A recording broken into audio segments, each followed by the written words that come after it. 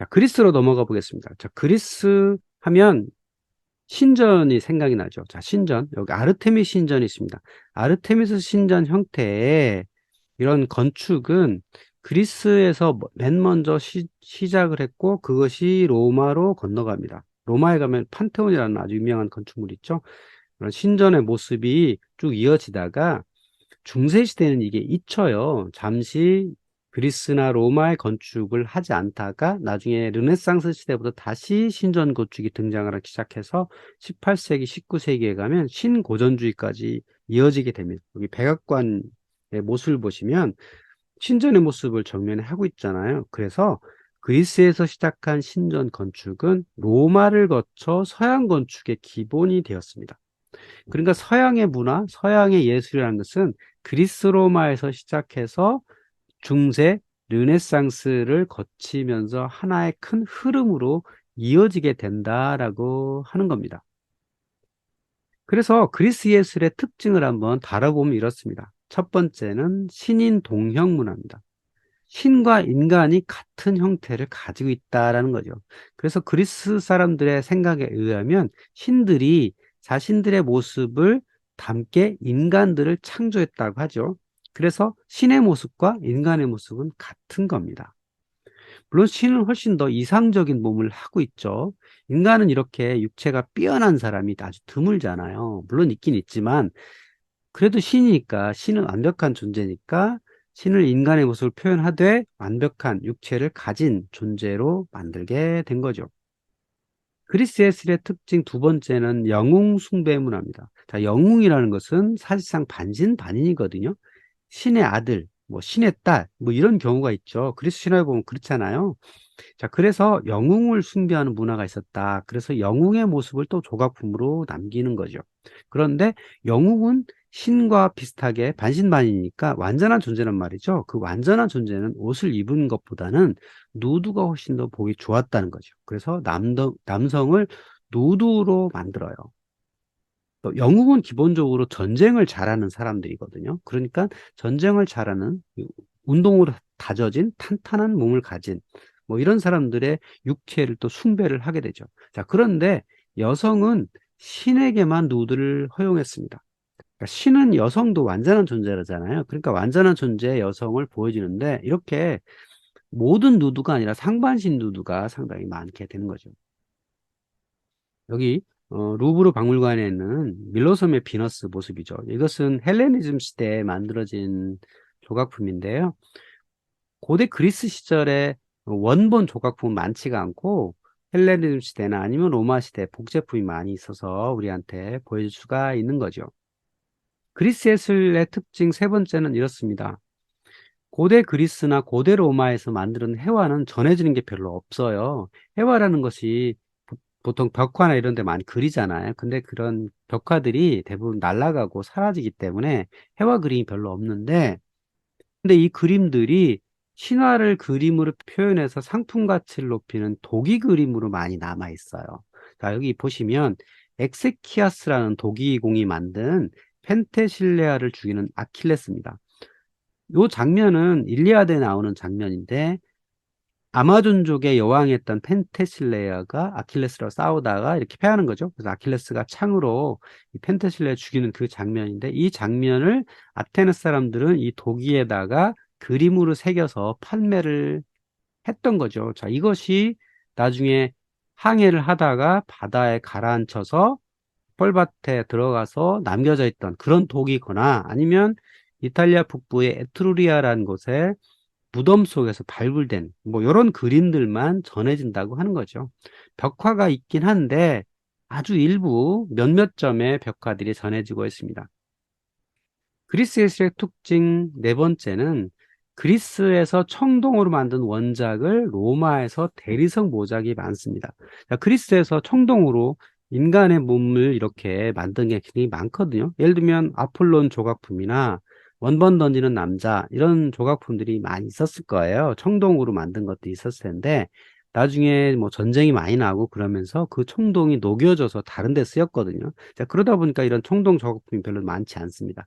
그 대신 로마 시대에는 그리스의 조각품들을 복제해서 판매를 많이 했거든요. 그러니까 기술자들이 그걸 여러 개 복제를 해서 귀족들한테 팔았는데 그것이 오늘날까지 전해지고 있어요. 그래서 여러분들이 유럽의 박물관에 가게 되면 로마 시대 복제품으로 만들어진 조각품들을 굉장히 많이 발견할 수가 있습니다.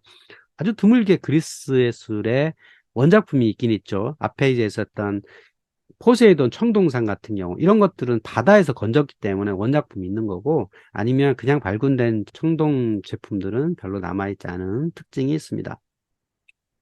서양 문명이라는 것이 이집트를 모태로 하고 그리스 로마를 거쳐서 르네상스를 거쳐서 서양 세계를 만들게 되는데, 이 조각이나 아니면 미술, 이런 예술품도 이집트를 근간으로 해서 그리스 로마를 거쳐서 오게 되는 거죠. 그래서 기본적으로 이집트에서 배워왔다고 하는 흔적들이 상당히 많습니다. 여기 영국 박물관에 전시된 멘토 호테프 6세상인데요. 이집트 예술의 특징은 이렇게 팔을 몸에다 붙이고 있죠. 당시에는 기술 수준이 높지 않기 때문에 뭔가 좀 뻣뻣한 이런 모습을 하고 있죠. 이것은 청동으로 만든 부조품이라고 할 수 있고요. 이것이 그리스로 넘어가서 고대 아르케익 시대에 이집트에서 배워다가 이집트 형상과 아주 비슷한 쿠로스 형태가 있는 거고요. 이것이 좀 더 발전을 하게 되면, 고전기로 가게 되면 폴리스 간의 경쟁이 치열한 그런 시대에 도시들 간의 부조품을 만드는 경쟁이 많이 붙어요. 그래서 훨씬 더 자연스러운 모습을 하고 있죠. 자, 왼쪽 손에는 아마도 창을 들었겠죠. 이 남자가 영웅이겠죠. 전쟁을 잘하는 영웅이었겠죠. 그리고 오른 다리는 뻣뻣하게 서고 왼 다리는 약간 구부리는, 이것을 콘트라포스트의 자세라고 해요. 그래서 이집트와 쿠로스를 보면 두 다리를 꼿꼿이 세운 자세를 하고 있는데, 고전기에 있는 요 영웅상은 훨씬 더 부드러운 자세를 하고 있죠. 기술이 점차 발전해 오고 있다는 것을 알 수가 있죠. 그래서 이런 조각품들이 이집트에서 시작해서 그리스로 건너오게 되는데, 여자 조각품을 코레라고 부르고요. 남자는 쿠로스라고 합니다. 그런데 특히 여자의 조각품은 오른손을 왼가슴을 가리는, 또 왼손은 아래를 가리는 이런 모습을 가진 조각품이 많죠. 이 누드는 당연히 여신이겠죠. 남자는 영웅 또는 신이라고 할 수가 있는 거고요. 이 조각품의 변천 과정을 보면 이렇습니다. 자, 뉴욕의 박물관에서 전시되고 있는 쿠로스, 기원전 600년경에 만든 거죠. 콘트라포스트가 조금씩 만들어지고 있습니다. 두 다리를 바싹 붙이고 서 있는 게 아니라 오른 다리를 뒤로 살짝 뺀 그런 모습을 하고 있죠. 아나비소스 쿠로스는 조금 더 몸매가 인간처럼 보이죠. 그 다음에 파라이오스 아폴로는 훨씬 더 자연스러워졌습니다. 오른손을 이렇게 들고 있고요. 아리스티쿠스 크로스는 좀 더 몸매가 균형 잡혀졌고요.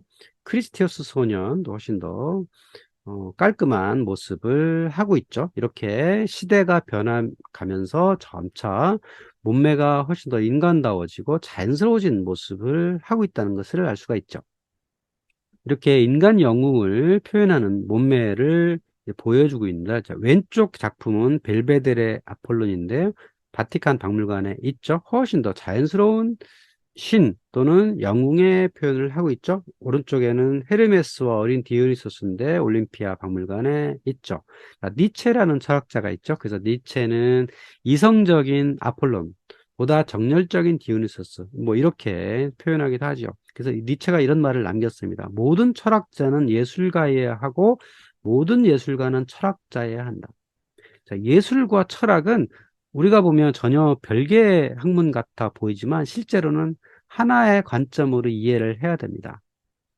그래서 후대에 만들어진 학문이긴 하지만 미학이라는 게 있잖아요. 자, 미학이 아름다움에 관한 철학이라는 뜻이거든요. 그래서 이 예술을 평가를 할 때 철학을 이해를 해야만 예술의 본질적인 것을 알 수가 있습니다. 그러니까 철학이란 것도 역사가 있잖아요. 고대 철학, 중세 철학, 근대 철학, 현대 철학 발전해 오잖아요. 그런 철학 사상들이 이런 예술품에 담겨 있습니다. 왜 그리스 사람들은 이렇게 벌거벗은 남자의 완전한 모습을 만들었느냐? 이것도 하나의 철학적 생각이 담겨 있는 거거든요. 그래서 인간은 완전한 육체를 가진 신의 모습을 따르고 있다. 이게 아름다운 것이다. 대칭을 가지고 있다. 균형을 가지고 있다. 뭐 이런 것에서 철학과 예술은 하나의 연결고리를 가지고 있다. 이렇게 이해하시면 되겠습니다. 우리가 보는 박물관에서 만나는 쿠루스는 다 하얀색이잖아요. 그런데 실제로는 다 채색을 하고 있었다는 거예요. 여기 아크로폴리스 박물관에는 하얀 대리석에 있는 이 쿠로스의 모습을 사실은 복원을 해봤더니 이렇게 채색을 하고 있더라라고 하는 거죠. 그러니까 신전도 그렇고 이런 조각품도 그렇고 당시에 만들어졌을 때는 다 이렇게 채색품이었다. 그런데 이런 안료 같은 것들이 시간이 지나면 햇빛에 노출되면 다 날아가거든요. 그래서 하얀 모습만 남게 되었다. 이렇게 생각할 수가 있습니다. 자, 그리스의 회화 작품은 주로 이 독이 그릇에 많이 남겨져 있다 그랬잖아요. 그래서 이 독이 그릇도 시대에 따라서 변천을 많이 해요. 특히 발전을 하게 되죠. 그런데 원래 초기 독이 그릇에서는 전사들의 영웅적 행위를 그림으로 그려졌습니다. 여기 독이에서 보시면 배가 있고요. 사람들이 노를 젓고 그 위에 전사들이 이렇게 앉아 있잖아요. 그러니까 당시에는 전쟁을 수행하는 것, 전쟁에 승리하는 것이 가장 중요한 가치였기 때문에 영웅들이 나가서 전투행위를 하는 것을 존경을 했겠죠. 이것을 그릇에 이렇게 담아서 그려가지고 이 그릇이 외부에 판매가 됐던 거고요. 이것이 좀 더 발전하면 어떤 일이 있냐면 자신의 이름을 기록한 도기공이 등장을 합니다. 자, 고대 예술의 특징은 예술가의 이름이 등장을 한다는 거예요. 이게 굉장히 중요한 거죠. 그러니까 고전기의 도기공은 자신의 이름을 기록할 수 있었던 시민이었다는 겁니다. 그러니까 시민이어야만 자신의 이름이 넣어서 이것이 판매되는 상품이 될 수 있었겠죠. 여기 엑세키아스란 사람이 만든 아킬리스와 아이아스예요. 그러니까 여기 도기에다가 엑세키아스가 만들었다고 기록을 하게 된 거죠. 당시 예술이라는 게 존재하지 않았지만 어쨌든 시민이 자기 이름을 작품에다 넣을 수 있었다는 것. 이것이 고대에 중요한 거고요. 나중에 중세 시대에는 이게 사라져요. 작가가 누군지 모릅니다. 그러다가 르네상스라는 시대가 생기면서 작가 이름이 새로 등장해요. 이것이 서양 예술의 굉장히 중요한 관점이 되는 거죠. 고대에 이렇게 예술가들이 자신의 이름을 걸고 작품 활동을 할 수 있었다라는 것들이 중요하다는 거죠. 독일이라는 것도 점차 시대가 지나면서 바뀌어 나갑니다. 발전을 해 나가는 거예요. 근데 이 독일에는 두 가지가 있어요. 하나는 흑색상 그림이 있고 적색상 그림이 있습니다. 자, 흑색상 그림이라는 것은 그림이 흑색이라는 거예요. 황토로 만든 독인데 그 위에다 검은색 유약을 이렇게 발라요. 그러고 나서 그림을 남겨놓고 바탕을 파낸 거죠. 그래서 바탕은 황색이고 그림은 검은색이죠. 그래서 이걸 흑색상이라고 하고요. 이것이 발전을 해가지고 이 오른쪽의 도기에서는 바탕을 남겨놓고 그림을 파냅니다. 그리고 다 파낸 다음에 사람의 모습을 이렇게 그림을 그려놓은 거죠. 그러니까 두 번 작업을 한 거죠. 자, 왼쪽에서는 그냥 파내기만 한 거고, 오른쪽 도기에서는 파낸 다음에 그림 그렸다는 거죠. 훨씬 더 발전한 그림이 되었다는 거죠. 훨씬 더 섬세한 그림을 그릴 수 있었겠죠. 이렇게 흑색상에서 적색상으로 발전해 나가더라. 이런 모습을 발견할 수가 있는 거고요. 자, 자연스러운 청동상도 등장을 하죠. 자, 청동상은 남한이 별로 없다 그랬잖아요. 남한에는 가장 대표적인 청동상이 포세이돈 청동상인데 이것은 바다에서 건졌기 때문에 이게 온전하게 남아 있는 거고요. 제가 사진 찍었을 때 이렇게 사람 옆에 사람 같이 넣었는데 이거 인간의 육체보다 훨씬 크다. 그러니까 이상적인 신의 모습을 만들었기 때문에 굉장히 몸매도 자연스럽고 아름다운 모습을 하고 있죠. 그것이 이집트에서 배워왔다 그랬잖아요. 그래서 이집트의 예술을 영향을 많이 받았는데 무엇이 영향이냐 보면은 사실 원반 던지는 남자가 이런 모습을 하기가 쉽지가 않다 그래요. 발의 모습이나 팔의 모습이나 이것이 실제 원반 던지는 모습이라기보다는 이상적인 예술 작품으로서 신체의 이상적인 모습을 구현하고 있다는 거죠. 자, 몸통은 옆구리가 보이는데 여기 가슴은 정면이잖아요. 얼굴도 정면이고. 그러니까 이집트의 정면성의 원리가 많이 적용됐다. 이렇게 볼 수가 있죠. 자, 이 작품은 미론이란 사람이 만든 건데 로마 시대의 모작이에요. 원래 청동상으로 만들어져 있었던 건데 그 청동은 녹여서 없어지고 대리석 조각품만 남게 된 거죠. 그리스 조각품 중에 후대에 큰 영향을 끼친 크니도스의 아프로디테입니다. 자, 이것은 작가 프락시텔레스가 만들었다고 전해지는데요. 자, 로마 역사가 플리니우스에 의하면 자, 프락시텔레스가 이 아프로디테 상을 만들었는데 두 개 만들었대요. 원래 두 개 만드는 이유가 코스 섬 사람들이 주문을 했단 말이죠. 그랬는데 하나는 옷을 입은 아프로디테를 만들고 하나는 옷을 벗은 아프로디테를 만들었다는 거예요. 그래서 코스 사람들한테 무엇을 사실래요? 라고 물어봤더니 코스 섬 사람들은 우리는 벌거벗은 건 좀 그렇다. 그러니까 옷을 입은 아프로디테를 사겠다라고 해가지고 코스 섬 사람들은 옷을 입은 아프로디테를 사갔고 남은 조각품을 여러 도시에다가 홍보를 했더니 크린도스 사람들이 그것을 사갔어요. 자, 코스하고 크린도스하고 멀지 않거든요. 그러면 어떤 곳에 사람들이 더 인기가 있었는가 봤더니 크리도스의 사람들이 이 조각품을 보러 많이 몰려왔다는 거예요. 그러니까 옷을 벗은 아프르테 상을 사람들이 훨씬 많이 더 좋아했다. 그래서 크리도스의 관광객이 많이 몰렸다라고 하는 거죠. 그래서 이 조각품의 모습을 보시면 오른손으로 아래를 가리고 있잖아요. 자, 이 포즈가 나중에 굉장히 많이 조각이 됩니다. 자, 모습도 보시면 왼무릎을 살짝 구부리고 있잖아요. 콘트라포스트 자세를 하고 있고, 자, 왼손에는 무엇인가 이렇게 받치는 것이 있잖아요. 자, 당시에는 기술이 좀 부족해가지고 요게 없으면 균형이 잡기가 어려워져요. 그래서 이런 균형을 잡기 위한 지지대 같은 것들을 만들어서 하게 되었다는 겁니다. 자, 시대가 지나서 그리스 폴리스들이 멸망을 한 다음에 생긴 시대가 헬레니즘 시대죠. 자, 헬레니즘 시대는 예술가들의 이름이 사라지고요.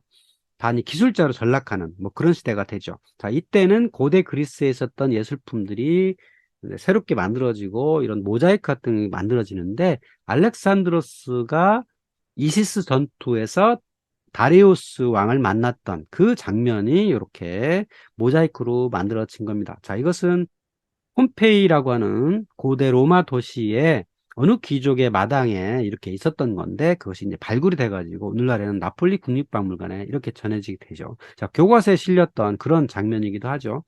자, 이렇게 헬레니즘 시대에는 고대 그리스에 있었던 예술 작품들이 좀 발전한 게 아니라 좀 쇠퇴하는 뭐 이런 모습을 하고 있죠. 근데 인간의 모습을 이렇게 형상화하는 것들은 같은 형태로 이렇게 가지게 되고 나중에 알렉산드로스가 중앙아시아를 거쳐서 인도까지 가잖아요. 인도 북부까지 가죠. 그래서 그 알렉산드로에 의해서 여기 간다라에서 이런 인간의 형상을 만드는 것들, 이런 문화들이 전해지게 되고요.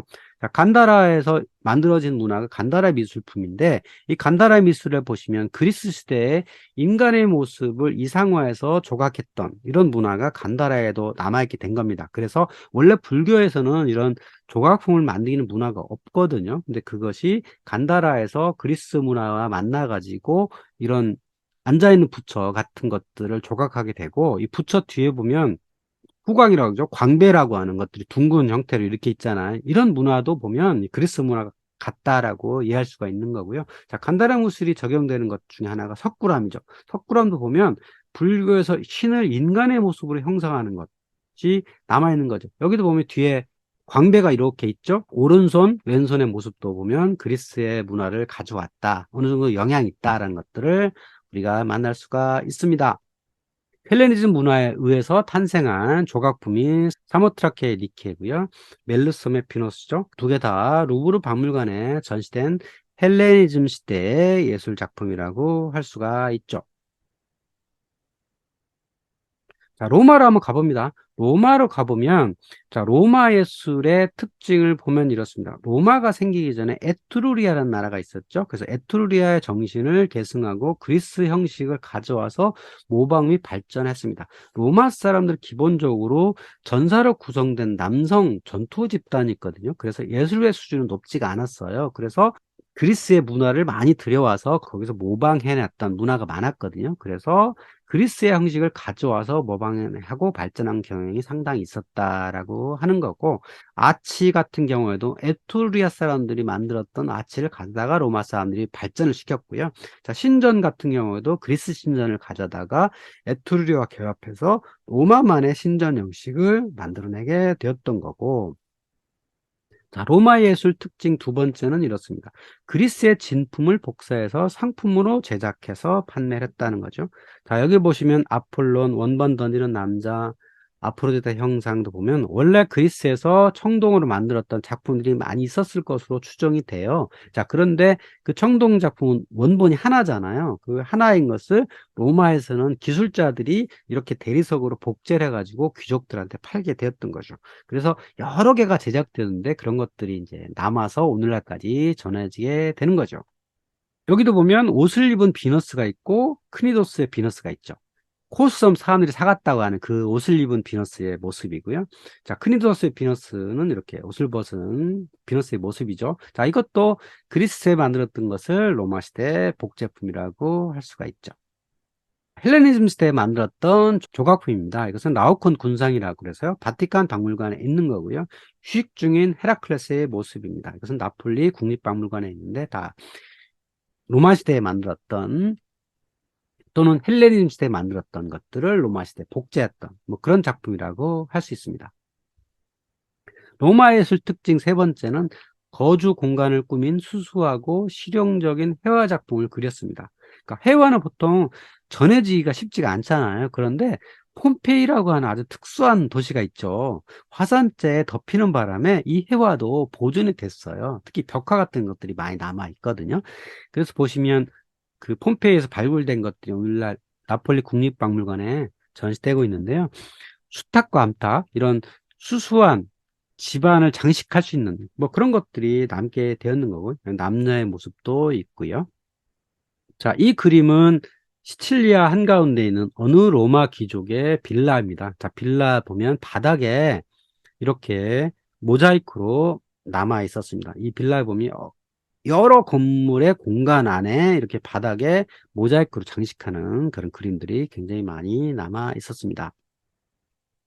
로마 예술 특징 네 번째는 이상화시키지 않은 현실 인물 그대로의 모습을 구현했습니다. 자, 그리스 사람들은 이상적 육체를 그려냈거든요. 그런데 로마로 넘어가면 이상보다는 현실적 인물들을 그리고 있습니다. 여기 보면 베스파시아누스와 카이사르의 두상인데요. 여기 보시면 둘 다 대머리잖아요. 이 둘 다 말하자면 황제라고 번역할 수 있거든요. 물론 카이사르는 황제가 시작되게 되는 그런 시대를 만든 사람인데 둘 다 대머리였단 말이죠. 우리가 생각하기에 황제라면 훨씬 더 멋있는 이런 모습이 될 거 아니에요. 아니면 모자를 쓰든지 여기 페르클레스의 모습처럼 뭔가를 쓰든지 했을 텐데 그것이 보이지 않고 그냥 대머리 모습 그 자체를 조각을 했다. 이상화시키려 하지 않았다라고 하는 겁니다. 그리스는 이상화시키려고 했고 로마는 이상화보다는 현실화시키려고 했다라고 하는 게 그리스와 로마의 차이점이라고 할 수 있죠. 로마 사람들은 이렇게 황제가 되면 동전을 많이 만들어서 제국에 뿌렸거든요. 이 사람이 제국의 지도자다 그런 의미에서 만든 건데 여기도 보면 굉장히 뭐 잘생긴 얼굴도 있지만 그렇지 않은 얼굴이 있거든요. 이 왼쪽에서 동전을 보시면 이렇게 좀 주걱턱 같이 보이고 코도 굉장히 크고 이뻐 보이지 않잖아요. 이게 이제 현실적인 모습을 많이 그리려고 했다라고 하는 거고요. 로마 예술 특징 다섯 번째는 예술가들의 이름이 사라지고 실용적 구조물 건축에 치중을 했다. 자, 그리스에서는 미술가나 아니면 건축가도 자신의 이름을 남겼어요. 우리가 잘 아는 그 파르테논 신전 같은 경우도 페이디아스라고 하는 그 총감독 있고 그 사람이 조각품을 했다라고 기록이 남아 있거든요. 근데 로마에서는 누가 이 건축에 참여를 했고 누가 회화를 그렸고 누가 조각을 했는지 남아 있지 않습니다. 그러니까 이런 작품을 한 사람들이 주로 노예였다는 거죠. 그리스에서 넘어 잡혀온 이런 사람들이 노예로 활동을 많이 했기 때문에 예술가 이름 남아있지 않고 특히 로마 사람들은 실용적 건축물을 그리는데 애를 많이 썼습니다. 여기 보면 티투스의 개선문, 베로나의 원형극장, 수로교 이런 실용적 건축물을 세우려고 노력을 많이 했죠. 로마 사람들 자체가 남성 중심의 전투 집단이었거든요. 그래서 이 사람들은 오로지 실용이에요. 그러니까 문화 수준은 그리스에서 가져오고 오로지 이들은 전쟁에서 승리하는 이런 걸 목표로 삼았기 때문에 아무래도 이런 실용적 건축물을 하는데 애를 많이 썼다라고 할 수가 있습니다. 자, 로마 예술 특징 여섯 번째는 그리스에서 만들어진 것들을 가져다가 로마식으로 변형을 많이 하게 됩니다. 여기 콜로세움 사진이 있는데요. 콜로세움에서는 이런 벽체는 주로 이 트레버튼이라고 하는 돌과 콘크리트로 하중을 지탱을 하고요. 기둥을 세우긴 하는데 그리스 사람들은 그 기둥을 가지고 하중을 지탱을 하지만 이 콜로세움에서는 기둥이 있긴 한데 이 기둥은 장식물이에요. 그래서 그리스를 가져와서 장식물로 썼습니다. 1층은 도리스식, 2층은 이오니아식, 3층은 코린토스식 기둥을 가져다가 장식물로 썼다. 그리스 것을 장식물로 가져오되 로마만의 것이 있죠. 아치라고 하는 로마에서 발달시킨 아치를 대규모로 써가지고 로마답게 만들었던 콜로세움. 그리스에서 것을 가져오되 변형을 시켰다고 하는 거죠. 여기 보면 개선문이 있는데요. 개선문이 문이 세 개죠. 가운데 것은 크고 좌익 것을 작고요. 세 개의 아치형 문. 이거 전형적인 로마식 방식이고 중앙에 보면 삼각형 있죠. 이 삼각형을 페디먼트라고 하거든요. 우리말로는 박공이라고도 번역을 하는데요. 이것은 그리스 사람들이 만든 거잖아요. 그러니까 그리스 사람들이 만든 페디먼트 그리고 기둥 이것을 장식품으로 쓰고 세 개의 아치를 쓴 그래서 그리스와 로마 것을 합친 이런 형태를 하고 있더라라고 하는 거고요. 그 대표적인 게 오늘날까지 전해지는 판테온이라고 하는 건물이죠. 앞에 입구 여기는 그리스의 신전을 가져오고요. 뒤에는 로마식 돔을 세웠죠. 그리고 돔을 세우는데 돔은 벽돌과 콘크리트로 제작을 한 돔을 만들었다는 거죠. 앞에는 그리스 양식을 가져온 기둥을 세웠고요. 그래서 코린토식 주두, 신전의 페디먼트, 이집트에서 가져온 화강한 기둥으로 판테온을 세우고 있게 된 거죠. 판테온 한번 보시면 이렇습니다. 내부에 보면 지름 9m의 오큘러스가 있어요. 자, 오큘러스가 햇빛을 투과를 시키죠. 그래서 조명이 따로 필요 없이 굉장히 환합니다. 빛이 들어오게 하는 기능도 있고 시간이 지나면서 이 빛이 변합니다. 그래서 해시계 역할을 하게 되고요. 또 구멍이 뚫렸으니까 빗물도 들어올 거 아니에요.